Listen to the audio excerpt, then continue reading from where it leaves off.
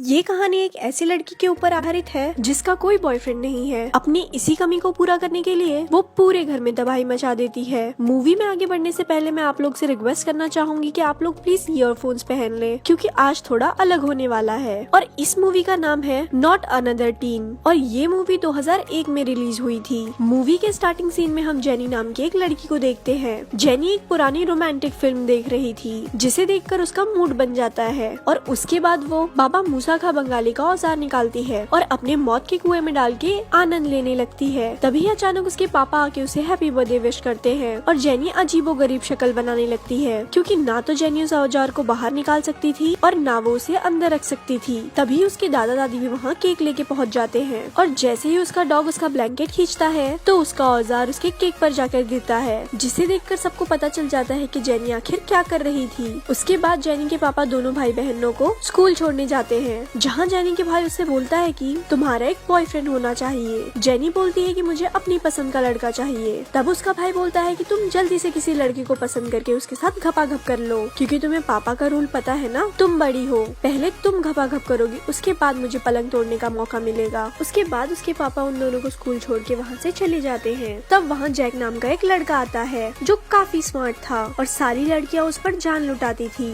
थोड़ी देर के बाद जेनी के पास एक रिकी नाम का लड़का आता है जो जेनी को बर्थडे गिफ्ट देके उसे इनडायरेक्टली बोलता है कि मैं तुमसे बहुत प्यार करता हूँ और मुझे तुम्हारी लेनी है, पर जेनी उसे इग्नोर कर आगे बढ़ जाती है। इधर जेनी का भाई अपने दोस्तों से बोलता है कि बस अब बहुत हुआ और अब मुझे किसी लड़की के साथ घपाघप करना है और मुझे अपनी वजनिटी लूज करनी है। तभी वो सामने एक अमेंडा नाम की लड़की को देखता है जो उसे अपने लिए परफेक्ट लगती है। इधर जैक अपने दोस्तों के साथ एंजॉय कर रहा था। तभी उधर कैथरीन नाम की लड़की आके उसके साथ आंख मटक्का करने लगती है, पर जैक किसी तरह अपनी इज्जत बचाता है। दरअसल जैक की ऑलरेडी ब्रिस्ला नाम की गर्लफ्रेंड है जो उसे बाहर किसी इंपॉर्टेंट काम से जल्दी से बुलाती है। ब्रिस्ला जैक को बुला के उससे बोलती है कि मैं तुमसे ब्रेकअप कर रही हूँ क्योंकि मुझे तुमसे अच्छा कोई और मिल गया है। जैक शॉक हो जाता है कि ब्रिस्ला मेरे जैसे स्मार्ट लड़के को कैसे छोड़ सकती है जिसपे लाखों लड़कियां जान लुटाती है। इधर जेनी ड्राइंग रूम में ड्राइंग कर रही थी, लेकिन ड्राइंग में बार बार मिस्टेक होने की वजह से वो ड्राइंग की माँ बहन एक करने लगती है। बाहर निकलने के बाद जैक और उसके फ्रेंड ब्रिस्ला को किसी और लड़के के साथ देखते हैं।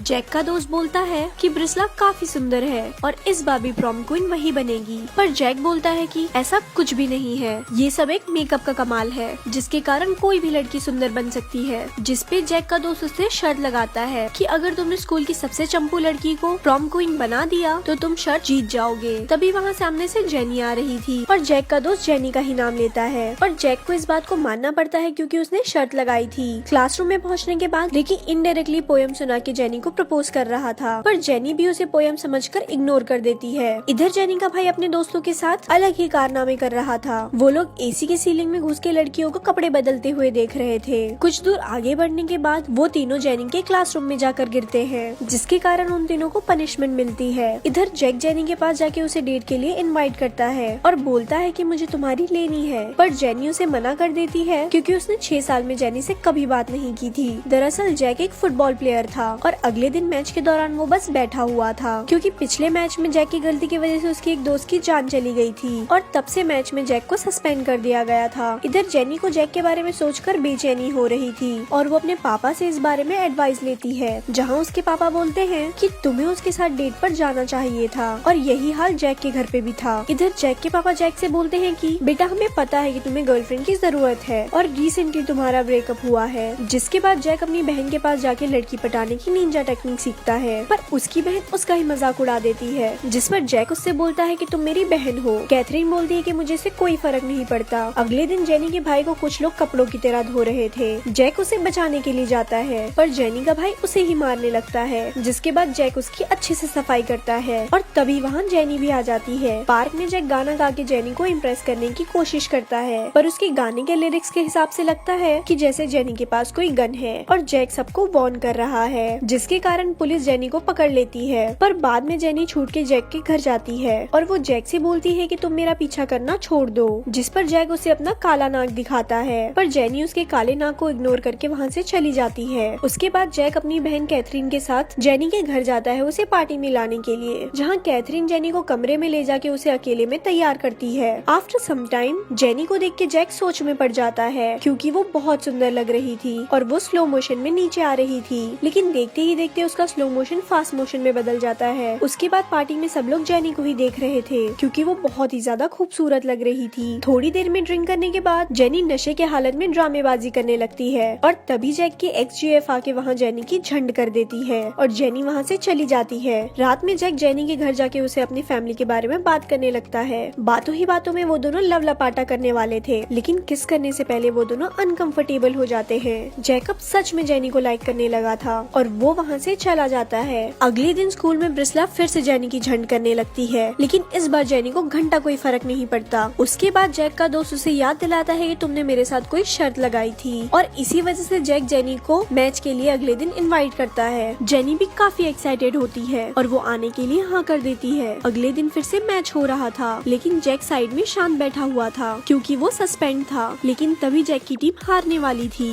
और जैक की टीम में से कुछ लोगों को चोट भी लग चुकी थी, जिसके कारण जैक को खेलने के लिए भेजना पड़ता है। पर जैक वहाँ जाकर कुछ उखाड़ नहीं पाता और वो लोग मैच हार जाते हैं। और मैच के बाद जैक उदास था, पर जेनी उसके पास जाके उसे मोटिवेट करती है और वो बोलती है एटलीस्ट तुमने कोशिश तो की, ये बस एक गेम है, इसमें हार जीत चलती रहती है, तो इसीलिए तुम अपना मूड ठीक करो। तब जैक का दोस्त वहाँ आकर बोलता है कि हम आज का मैच तुम्हारी वजह से हारे हैं और मैं जेनी को सब कुछ बता दूंगा। उसके बाद वो जेनी के कान में कुछ कहता है, पर जैक अपने मुंह से ही सब कुछ जेनी को सच बता देता है कि वो बस शर्त के लिए जेनी के पास आया। उसके कारण जेनी वहाँ से गुस्सा होकर चली जाती है। जैक का दोस्त उसे बोलता है कि मैंने उसके कान में कुछ भी नहीं कहा, जिसके बाद जैक खुद हुतिया बन के अपने पैर पे कुल्हाड़ी मार लेता है। उसके बाद वो दोनों एक दूसरे से बहुत दिनों तक नहीं मिलते और दोनों को एक दूसरे की याद आ रही थी और दोनों का दिल एक ही गाना गा रहा था। फिर प्रॉम क्वीन वाले दिन जेनी का भाई उसे अपने साथ ले आता है और इधर जैक भी अपनी बहन कैथरीन को लेके आया था। इधर हिम्मत करके जेनी का भाई अमेंडा को अपना लव लेटर दे देता है, जिसमें लिखा था कि जाने जिगर जाने मन,